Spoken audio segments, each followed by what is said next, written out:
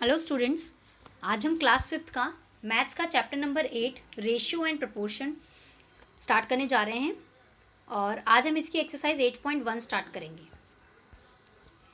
देखिए, रेशियो जैसे हम फ्रैक्शंस के क्वेश्चंस को हमने सॉल्व किया है उसी तरीके से रेशियो को भी सॉल्व किया जाता है। बस हमें एक चीज़ का ध्यान रखना है, यहाँ पे रेशियो के क्वेश्चन वैसे ही सॉल्व होने हैं, लेकिन जब आप सॉल्व कर लेंगे क्वेश्चंस को तो बीच में जो साइन लगेगा, ये जो दो डॉट्स आप सामने देख रहे हैं, इन्हें आप रेशियो या इस टू का साइन कह सकते हैं और इन्हीं को आपने लगाना है सॉल्व करने के बाद। तो फर्स्ट क्वेश्चन में है 15 और 25 और इनका निकालना है हमें रेशियो। अब ये जो रेशियो हम निकाल रहे हैं इसमें हमें क्या करना है, 15 जो पहला नंबर है उसको ऊपर रखना है और 25 जो कि दूसरा नंबर है उसे नीचे रखना है और फिर उन दोनों को कट करना है। कट करने के लिए आपको ध्यान रखना है कि ये दोनों नंबर्स एक ही टेबल में आए। जैसे कि मैंने इसे 5 से कट किया है तो 5 3 ज़ा 15, 5 5 ज़ा 25, तो आंसर आया 3:5 या 3:5 फ्रैक्शन में। और इसमें बस यही अंतर लेके चलना है आपको कि जो फ्रैक्शन होता तो हम 3/5 छोड़ देते, लेकिन क्योंकि ये रेशियो है तो हम 3:5 यानी 3:5 लिखकर आंसर लिखेंगे। इसका ई पार्ट है 75 और साथ में 100 है, दोनों का रेशियो निकालना है। 75 ऊपर रखेंगे और 100 नीचे। यहाँ पर आपको बड़ा छोटा नंबर नहीं देखना है, जो भी नंबर पहले है वो ऊपर आएगा और जो भी नंबर बाद में है वो नीचे आएगा। अब इन दोनों को कट करेंगे। देखिए, हमें इन नंबर्स को तब तक काटना है जब तक कि हमें कोई ऐसा नंबर ना मिल जाए जो कि आपकी टेबल में भी नहीं आ रहा है। तो हमने कट किया तो 5 1 ज़ा 5, 5 5 ज़ा 25। मैंने इन दोनों को 5 से कट किया है। 5 2 ज़ा 10 और 0 20 हो गया। हमारे पास नंबर हुए 15/20। हम इसको अभी फिर से काटेंगे क्योंकि ये 5 की टेबल में दोबारा से आ रहा है। तो 5 3 ज़ा 15, 5 4 ज़ा 20। आंसर इज 3:4 या 3:4। ओके, एक पार्ट और मैं आपको इसका बता देती हूँ, ₹5 and 50 पैसे। देखिए, अब तक तो जो हमने क्वेश्चंस किए उनको हमने सीधे सीधे पहला नंबर ऊपर लिखा, दूसरा नंबर बाद में लिखा और दोनों को कट कर लिया। बट यहाँ पर हमें देखना है कि हमारे जो नंबर्स हैं उनमें यूनिट भी दी हुई है, और यूनिट देने का मतलब है कि आपको उन्हें सेम यूनिट में लेकर चलना है। यहाँ पर देखिए यूनिट अलग अलग दी हुई है, ₹5 और 50 पैसे। तो हम रुपीज़ को पैसे में चेंज करेंगे। 1 रुपीज़ में होते हैं 100 पैसे, तो 5 रुपीज़ में हुए 500 पैसे। ओके, अब ₹5 को हम चेंज कर चुके हैं तो 500 ऊपर आएगा और 50 नीचे। क्योंकि ₹5 की जगह हम 500 लेकर आए हैं तो 500 पहले ही आएगा यानी ऊपर आएगा और 50 नीचे आएगा।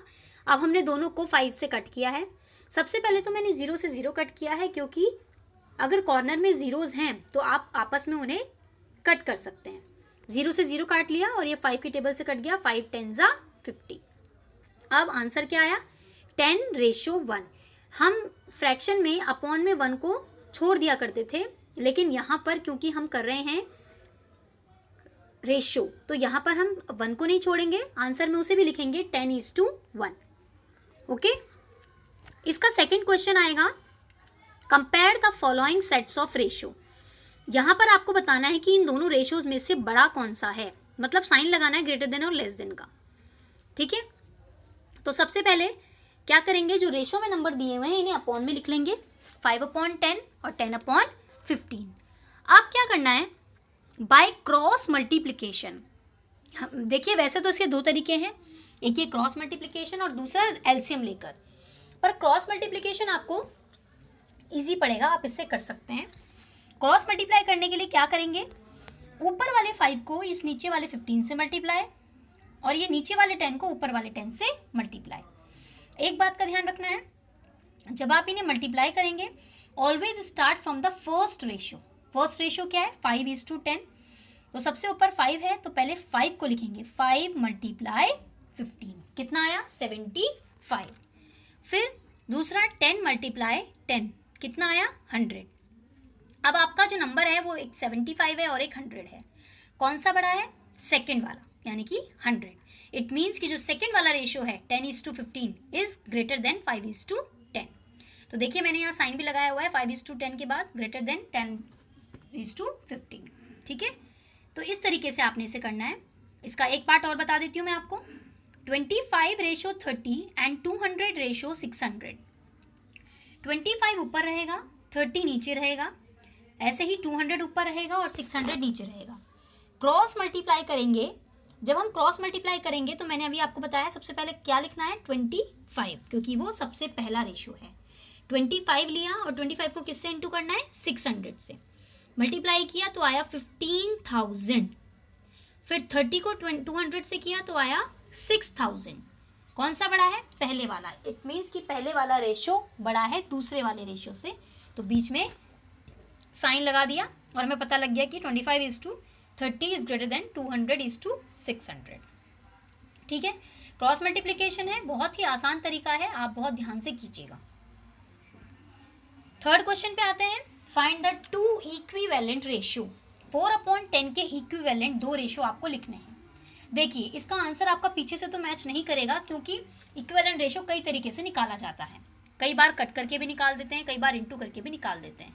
तो ये आपका मैंने जो किया है वो इजी तरीके से मल्टीप्लाई करके किया है। देखिए 4/10 जो था ये 1 ज़ा तो दोनों में पहले से दिया हुआ था। हमने क्या करना है, दो इक्विवेलेंट रेशियो निकालने हैं। तो एक बार 2 ज़ा करेंगे और एक बार 3 ज़ा। जब 2 ज़ा करेंगे तो ऊपर नीचे दोनों साइड करेंगे, जब 3 ज़ा करेंगे तो भी ऊपर नीचे दोनों साइड करेंगे। तो 4/10 को मैंने 2/2 से मल्टीप्लाई किया तो आंसर आया 8/20। 2 से कर लिया, अब 3 से करेंगे। 4/10 को 3 से किया तो मल्टीप्लाई 3, 4 3 ज़ा 12, 10 3 ज़ा 30। तो आपका आंसर आ गया 12/30। Okay, 8/20 and 12/30 is our final answer. इस तरीके से दो इक्विवेलेंट रेशो हमारे आ गए। इसका नेक्स्ट पार्ट देखते हैं, जी 40:50।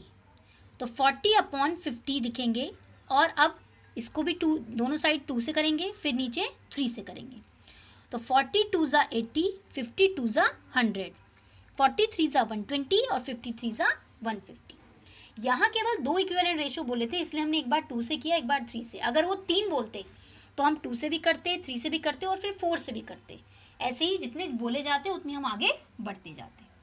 ठीक है, इस तरीके से आपको क्वेश्चंस करने हैं। मैं फिर से रिपीट कर रही हूँ, थर्ड क्वेश्चन के आंसर पीछे से मैच नहीं करेंगे, बट डोंट वरी, ये हम किसी भी तरीके से निकाल सकते हैं। ओके, इसके बाद आपको PDF भेजी जाएगी, आपने उसके क्वेश्चंस को सॉल्व करना है।